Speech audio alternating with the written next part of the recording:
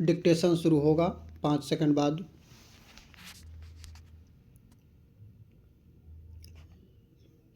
Start. महोदय, इस समय विश्व का आर्थिक पर्यावरण भी आदर्श से दूर है।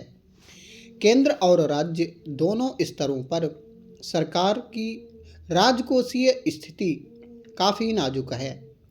आजकल देश भर में सरकारें न केवल निवेश करने के लिए बल्कि अपने राजस्व व्यय के काफ़ी भाग की पूर्ति करने के लिए भी उधार लेती हैं।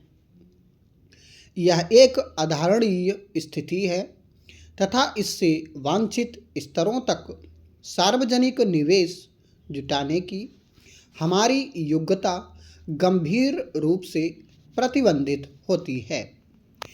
इन पर तथा संबद्ध चिंताओं पर 9वीं पंचवर्षीय योजना की मध्यावधिक समीक्षा में प्रकाश डाला गया है।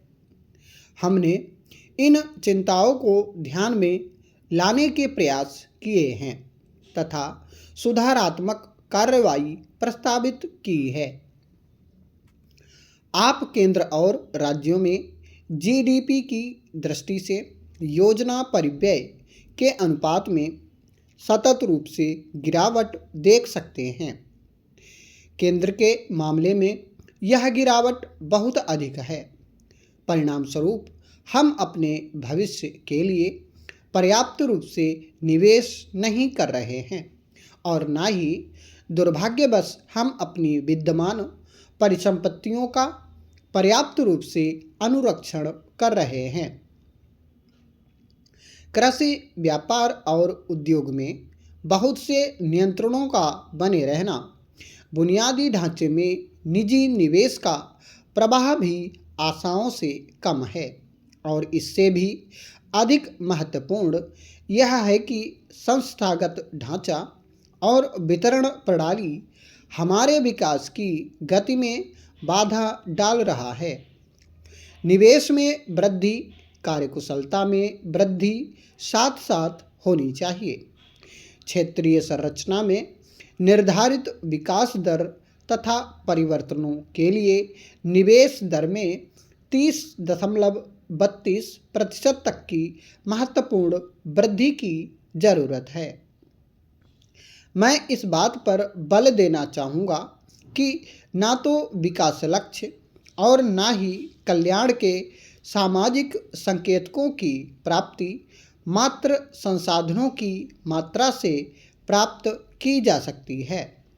कार्यकुशलता तथा कारगरता हमारी नीतियों और कार्यक्रमों की कसौटी होना चाहिए।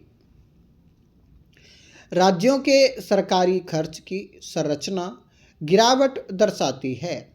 न केवल कुल व्यय के योजनागत खर्च में कमी आई है, किंतु इससे महत्वपूर्ण यह है कि पूंजीगत खर्च का हिस्सा और भी कम हुआ है। योजना के वित्त पोषण के लिए विनिवेश को एक महत्वपूर्ण स्रोत के रूप में विनिर्धारित किया गया है। हमारा हाल ही का अनुभव उत्साहजनक नहीं है। योजना के लिए ये संसाधन बहुत महत्वपूर्ण हैं। विनिवेश कार्यक्रम की सफलता के लिए विनिवेश हेतु विनिर्धारित सार्वजनिक क्षेत्रक उपक्रमों पर से उनके प्रशासनिक मंत्रालयों का कार्यात्मक नियंत्रण अलग करना जरूरी हो सकता है। अध्यक्ष महोदय, भारतीय समाज की संरचना विश्व में सबसे जटिल है। उसके साथ ही भारतीय समाज को एक लंबे समय तक साम्राज्यवादी शासन के चंगुल में रहना पड़ा। इसलिए समाज के बहुत से वर्ग विकास की प्रक्रिया में पीछे रह गए। इन वर्गों में अपनी स्थिति के प्रति उदासीनता की भावना गहरे तक व्याप्त हो गई। सामाजिक हलचल या देश से जुड़ी हुई घटनाएं और गतिविधियां इनके मन में कोई हिलोर पैदा नहीं कर पाती थीं। इसलिए साम्राज्यवादी ताकतों का शिकंजा मजबूत बना रहा।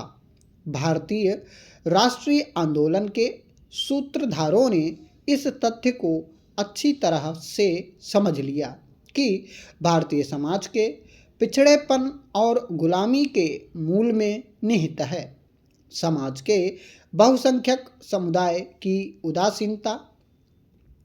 बहुसंख्यक समुदाय में विद्यमान जड़ता और उदासीनता को नष्ट करने के लिए राष्ट्रीय आंदोलन ने उन तमाम मान्यताओं और परंपराओं पर आक्रमण करना शुरू किया जो जड़ता और उदासीनता को मजबूत बनाती थीं।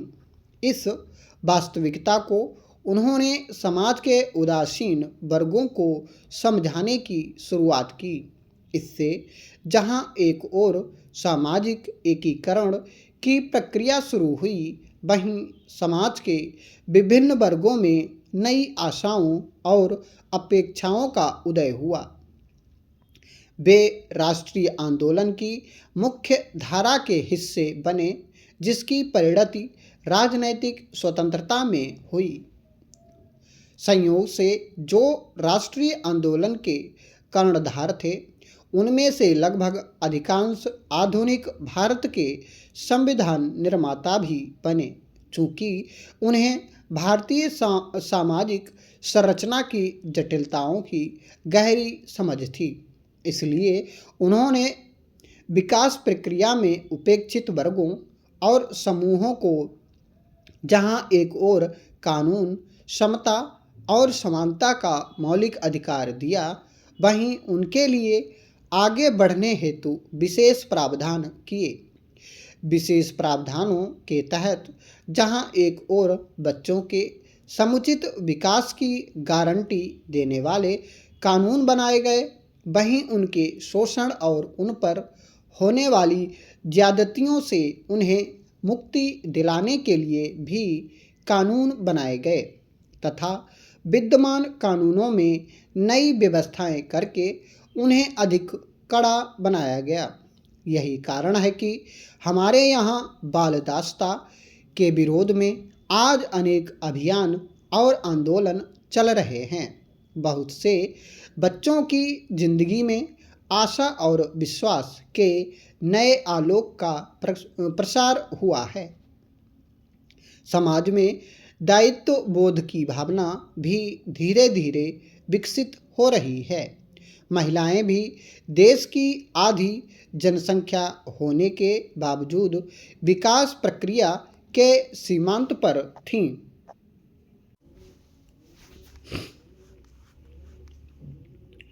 अध्यक्ष महोदय, अनेक प्रकार के सामाजिक बंधन उन्हें आगे बढ़ने से कदम कदम पर रोकते थे।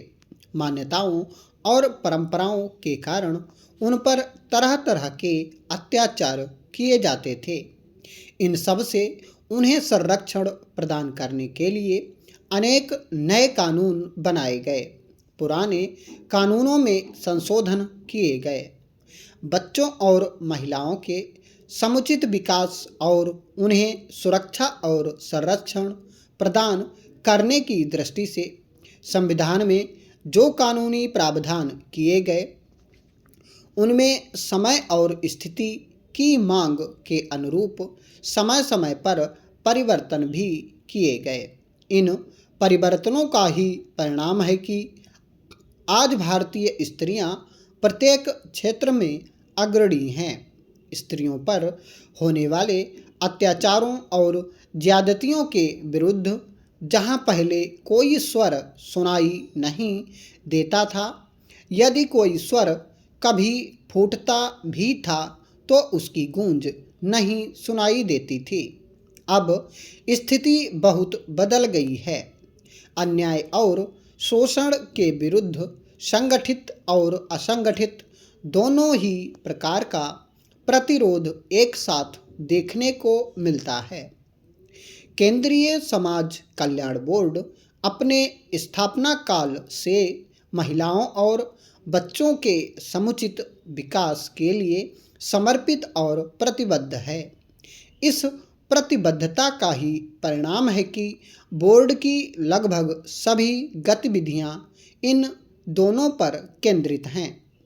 बोर्ड इस वर्ष को विकास पर्व के रूप में मना रहा है।